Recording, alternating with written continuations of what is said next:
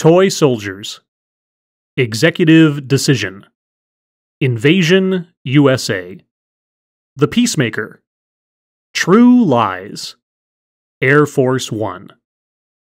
These are just a handful of the movies that come to my mind when I think of the word terrorist. My notion of terrorist growing up was the stock villain for the hero to defeat. The bad guys with hostages, or a bomb, or hostages with bombs wired to the chairs they were tied to. For every cheesy action movie, there was a terrorist plot, and there were more terrorist plots on screen than really happened in the real world. As I got older, of course, my cartoonish notion of what movie terrorism was, compared to real terrorism, faded quite a bit. But still, the notion of grand, elaborate, supervillain scale plots remained the stuff of Van Damme and Schwarzenegger. And then, as it did for all of us, came 9/11. That day, I thought I was watching a movie. It couldn't be real, after all. That kind of destruction?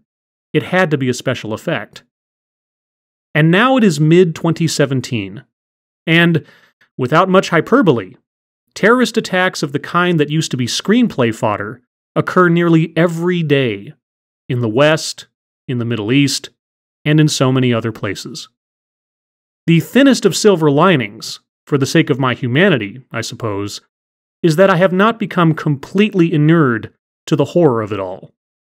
Each breaking story about another bombing, or stabbing, or a truck barreling through a crowd makes my heart sink.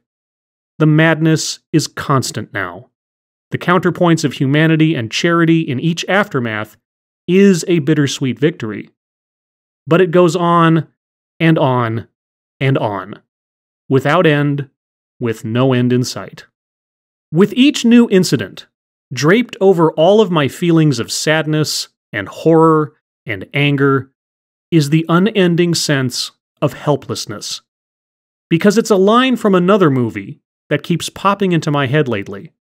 A line that, in context of the film, is meant to inspire, meant to be a rallying cry for hope. And yet, at the same time, it underlines the reality of so much of what is happening lately.